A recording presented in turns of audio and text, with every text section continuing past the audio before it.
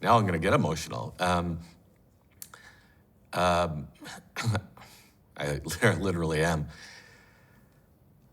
I've been doing this my whole career. When I started nearly 40 years ago, it was really more referred to as industrial marketing.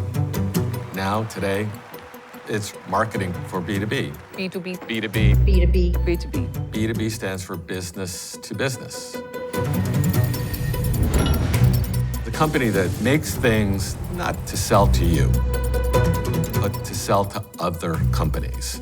And it functions at a system-wide level. They're all over the world. They touch everyone's lives. And you probably don't know who most of them are.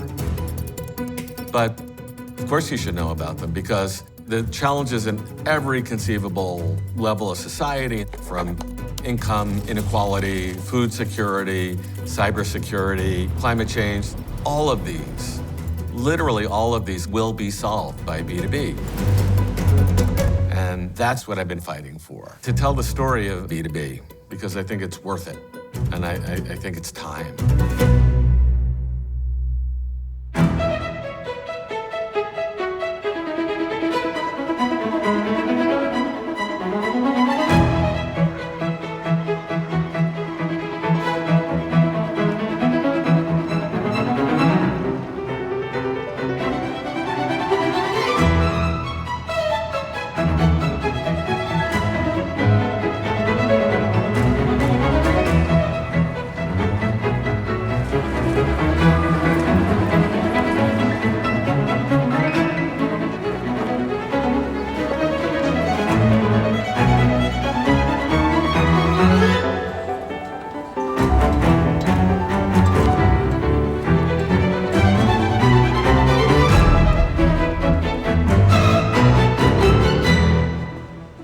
More than a couple people have told me that I look like Paul Giamatti. I don't get that, but it's fine. How about, Paul, you look like Tom Stein.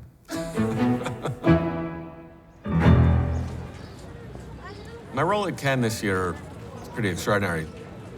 I'm the jury president for the Creative B2B Lion.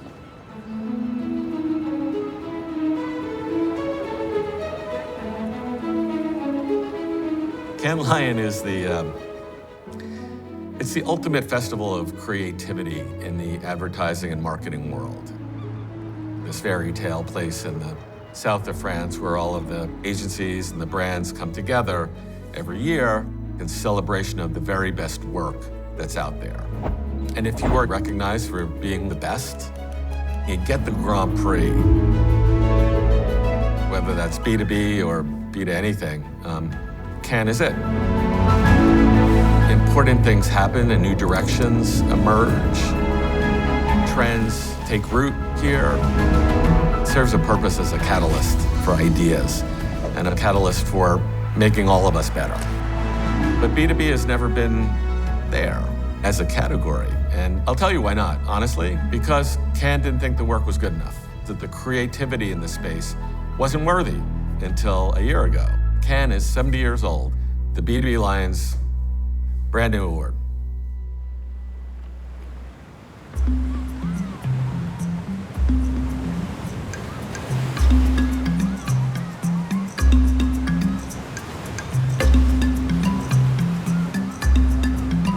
I'm Andisan Subane. Hello. Dumelang, Absheni, Karibu, Jambo, Etiseng. Welcome to the continent of Africa. Cannes Lions invited me to be a jury member this year in the B2B category. I think they appreciate the diversity of views and inputs and the value that that brings. It's important that Africa is a part of the story. Back in the days in South Africa, we had the apartheid system, so black people and white people weren't allowed to be together.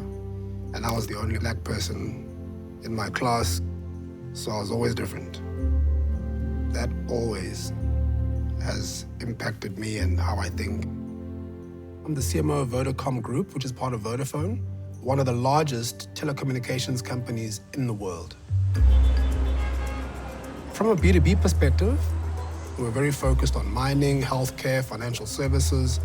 We provide technology and IT solutions for small, medium enterprises. So small, medium enterprises are very, very important for the growth, not just in South Africa, but on the African continent.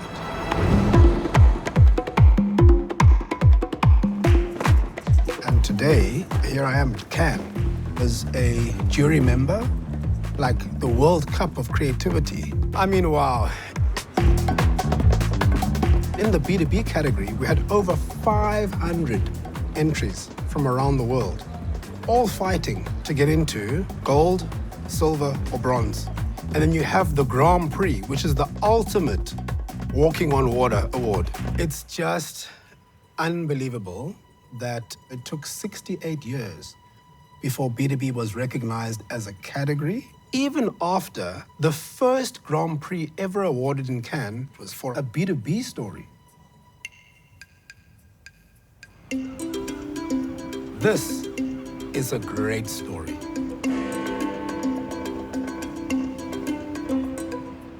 Have you ever heard of Put Una Money for There? The B2B animated film. In 1956, farmers in West Africa had reservations about putting their money into banks. So these farmers went without the benefits of banking. There was a small agency in London called Larkin Studios who were briefed with coming up with a concept to help farmers make sure that they banked their money with Barclays Bank, which was a B2B campaign. What they were trying to do was to create awareness of the benefits of farmers banking with Barclays, like keeping their money safe and earn a bit of interest. Larkin Studios asked an African man by the name of Sam Akpabot to come up with a song for this creative concept. Way back in 1956, Barclays understood the importance of finding somebody local who understood the local market that could resonate.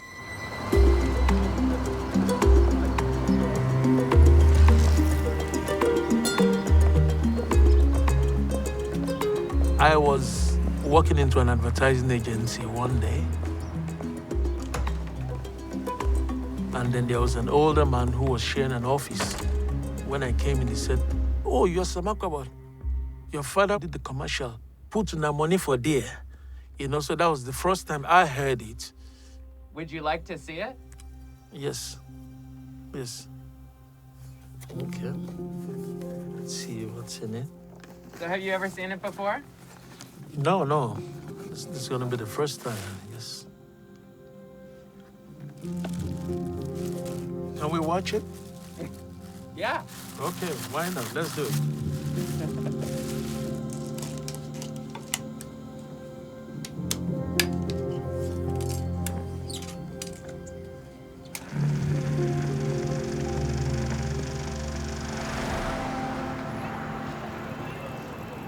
B2B marketing has a rep as being dull. It's very factual. Our thing does this, and this, and it can be dull. We can't change it if we don't own it, right? B2B needs to be less self-effacing. B2B should be exuberant, exciting, emotional. It should be an exclamation point.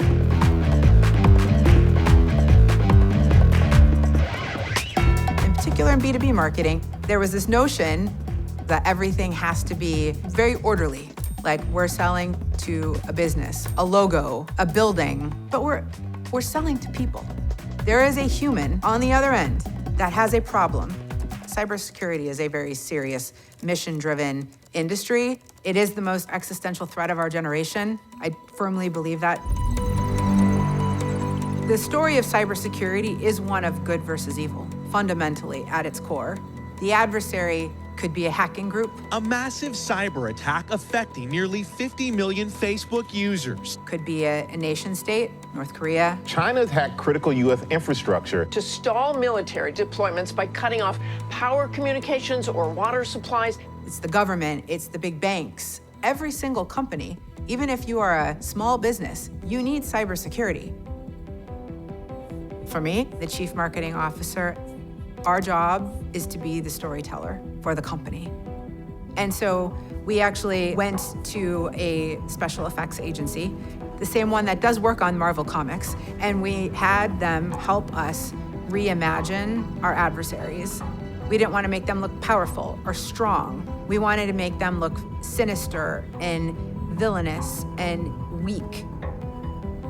And the Super Bowl is a fantastic opportunity to go and tell that story.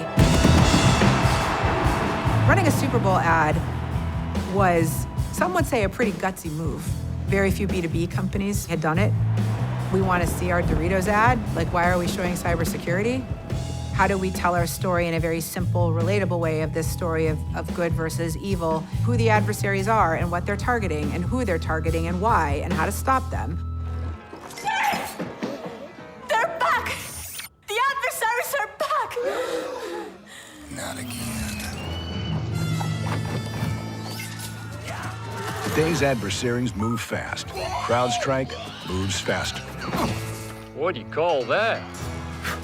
The future. People that were exposed to our ad, there was a 60% conversion improvement.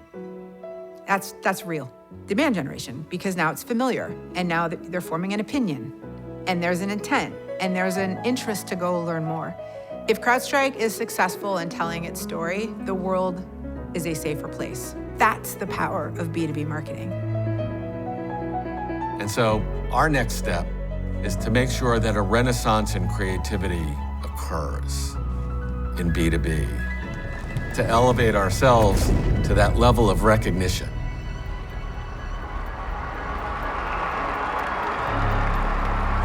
Tom Stein is truly a lighthouse for B2B globally.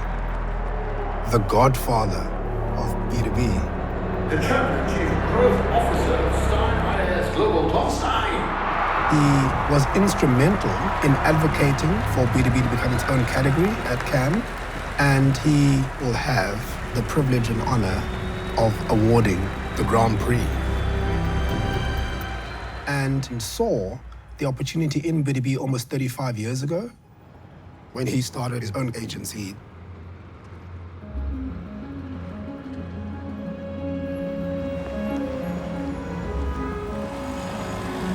I think I recognize that there are large businesses operating in the world because of my dad.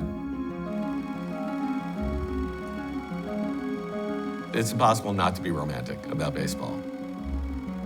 When I was a kid, I'd be there waiting for Dad to come home after his long day, like a puppy, with my baseball glove in one hand, his baseball glove in the other hand, and when he was getting out of the car, he was gonna play baseball and have a catch with me, and he did, every single time.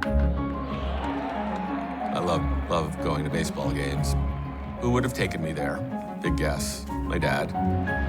Being in Yankee Stadium, just being in the stands, 55,000 other people, a vast expanse, how does that all happen? So, how about the field itself? How about the dirt? I mean, there's dirt and then there's dirt.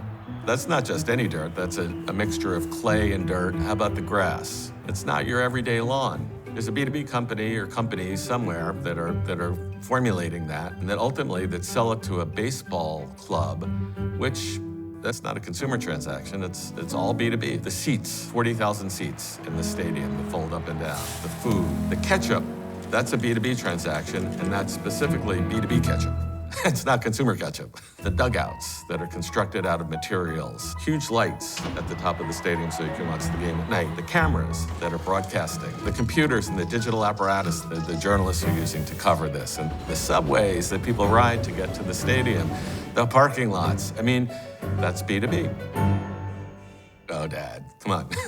Let me watch the game, all right?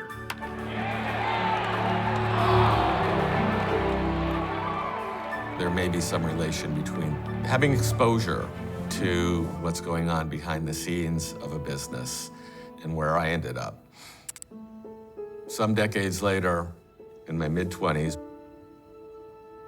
I was doing very well in the job that I had. I was getting promoted, they liked me, they wanted me to stay. And I said, you know, I can do better than this.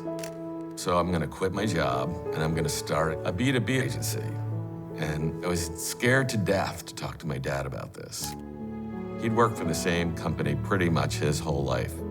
You know, very loyal to the company, and I thought he would maybe think I was being a little reckless and throwing something away that I had barely started to do something that was kind of a moonshot. Starting an agency, you've never worked at an agency. Why would you do that? Give up a job that you have a great career ahead of you. I was scared to death of my ambition, but off I went.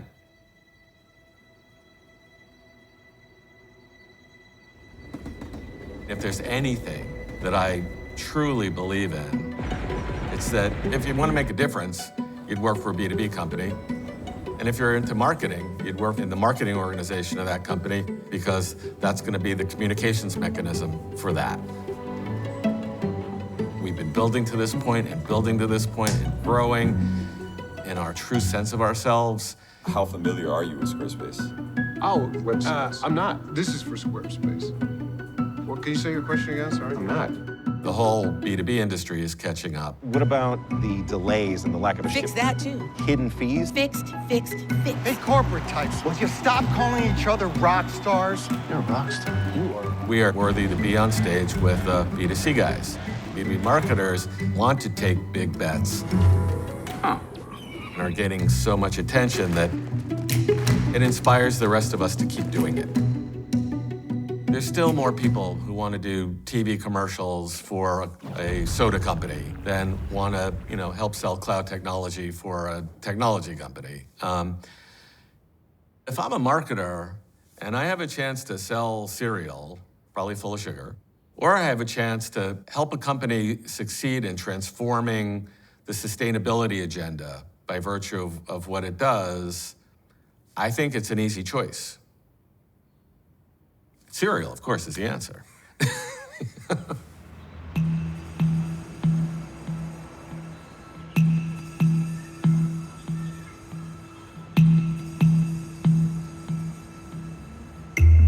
We are living a very critical situation. Climate crisis.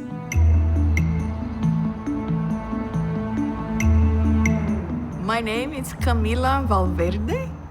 I'm COO of UN Global Compact Brazil Local Network. UN Global Compact is the biggest sustainability initiative in the world. It was created to work with the companies because in the same way the companies has the responsibility for the bad impact, they are the only solutions. They spent a couple of hours talking to us about this initiative. As an advertising agency, we were like, oh, yes, we definitely want to help you guys. We had a goal to increase the number of companies. So how can we do this?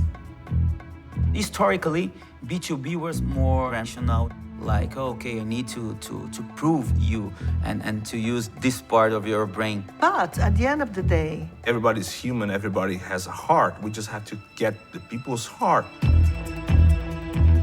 My creative team, they said, we want to do something like comparing Earth, the planet, with a company, because if someone is CEO of this company, probably he's very worried because it's almost bankrupt. And then I said, okay, maybe there's a bigger idea here. The pitch was launching the Earth as a company, doing the IPO of the Earth, and invite the companies to invest on it. Invest in Earth. You can be part of something. You can own this thing. Because that's not just somebody else's problem, it's your problem.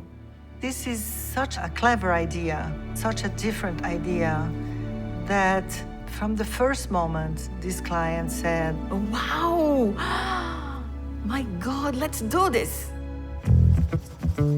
It's not just about having one idea. Execution plays a big role.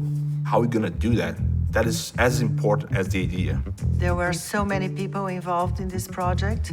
We try to develop, like, okay, what is the most appropriate place to launch it, the stock exchange. So the risk was going there and saying, hey, can you help us making the IPO of this company? The answer would be, what? Here at B3, we do believe that we have the power to encourage the private sector to play an active role regarding the environment. It's impossible for a government to do everything alone. So we thought that it was genius. It was the first time that we had a fake IPO, and we decided, well, let's not go fake, let's make it real. We can invite the companies, we can invite the private sector, we can invite the media, and we had to make a noise. And we did the real thing, the real IPO from end to end. The day we decided to launch, we were very nervous. I had butterfly in my stomach. I had never been to the ceremony where they ring the bell, and there were so few people, and I was very nervous. Half an hour later, this room was full of people. De novo, Pacto Global da ONU e todos os seus parceiros. There was a huge crowd. Press, business leaders, the main TV stations in Brazil, of the main newspapers, and also representatives of diversity groups, indigenous people. This room was crowded. And I was like, this is really for real. They were there not for fun, they were there for an important moment. De fato, desde quando a gente começou essa empreitada, não a Terra, mas a gente como humanidade, a gente veio impactando muito fortemente o nosso planeta, né? We presented a video that says, this company has awful results, and it's getting worse and worse and worse. This company is dying. Por favor, invista na Terra. Obrigado. So it was moving them, making them thinking about it in a different way.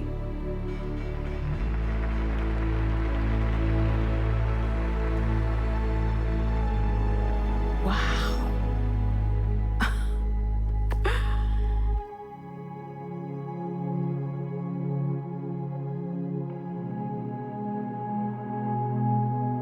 We were on the main stage at Cannes for the B2B Creative Lions. The decade started on that stage in that moment.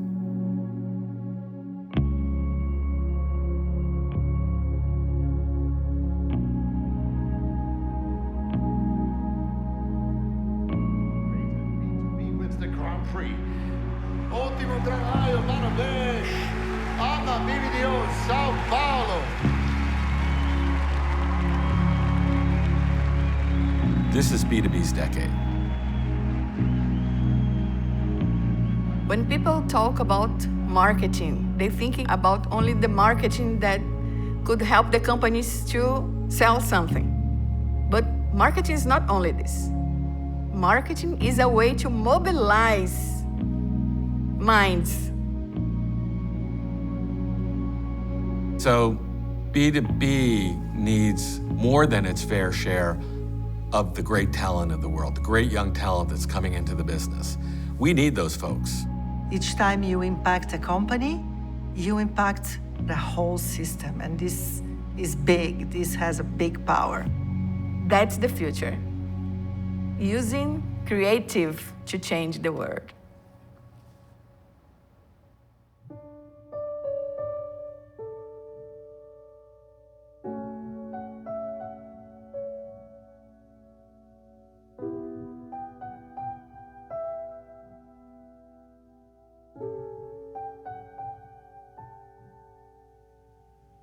Believe it or not, this was the first Grand Prix ever awarded in Cannes in 1956.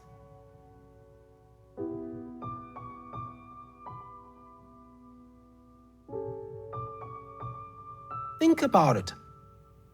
Creatives from around the world, from New York to London, didn't get it right. And a 25-year-old Nigerian created the magic ingredient. Sam Akpabot demonstrated that creativity can actually come from anywhere in the world.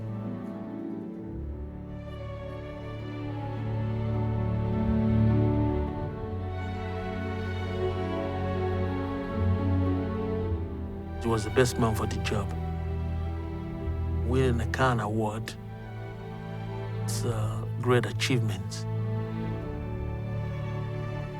My dad is an inspiration. His legacy will continue to live on.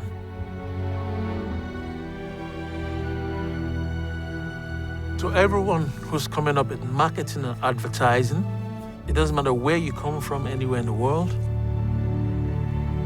regardless of what language you speak, you can do it.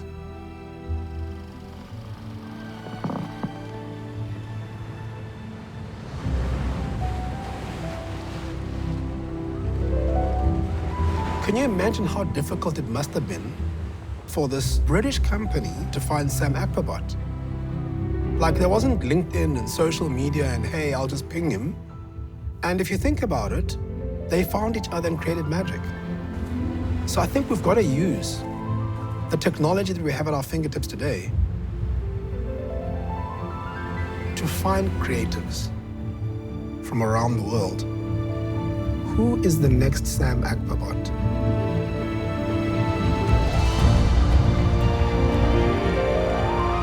Wow. To be on the Palais stage representing the B2B world that I am so proud to be part of, it's incredible. It's incredible, and I've actually I've thought about my father a lot this week. When I started my company, I was scared to death to talk to my dad about this, that he would look down on me starting a B2B agency. I wouldn't like that. No. He said, go for it. You know, you have to do this, Tom. I never did this. And I wouldn't have known how to do it. And you do. So you do it, I'm right there. And he was there every step of the way.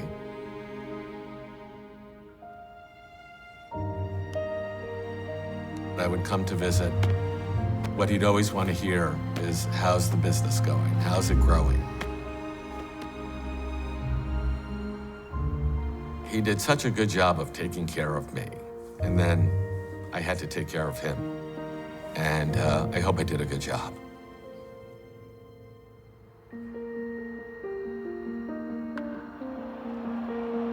If he had lived long enough to experience with me, Cannes, he would be so proud of me. He'd be bursting with pride. You know, I would never want to hang on too long and not be as relevant. Happily, I'll be passing it on to a lot of people.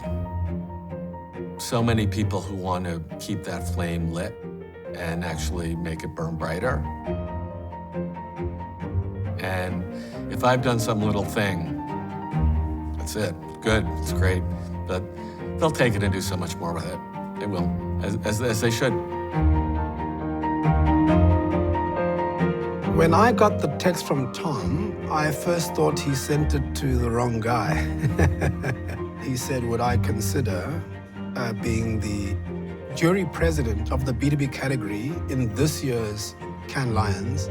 I was absolutely blown away. I can't explain the absolute roller coaster of emotions as he delivered that message. And it was truly a humbling experience to hear the godfather of B2B telling me that he thinks that I have what it takes to guide and lead the next jury. And here I am today, one of the first Black presidents of a jury in Cannes. To my fellow jurists, the second ever B2B Creative Lions at Cannes. This one will be better than the first. Absolutely. Cheers to you both. Cheers. Oh, with a lot of sand on my glass. B2B sand.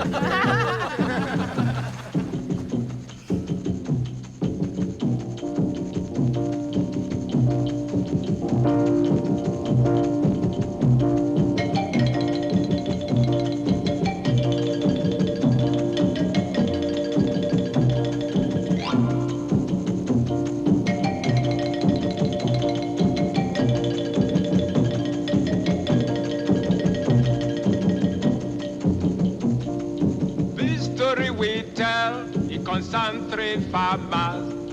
We take them good to sell for the market, then get big money, and they left for go home. Won't carry money to go for him village.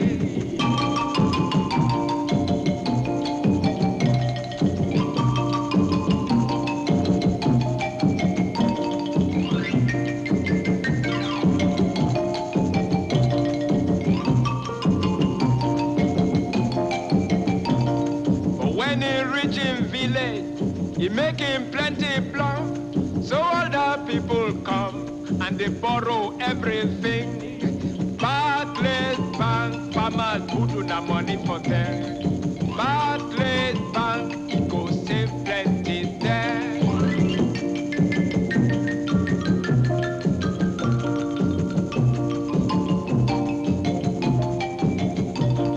Another farmer put his own money for ground, but thief steal 'em for night and ant eat some too.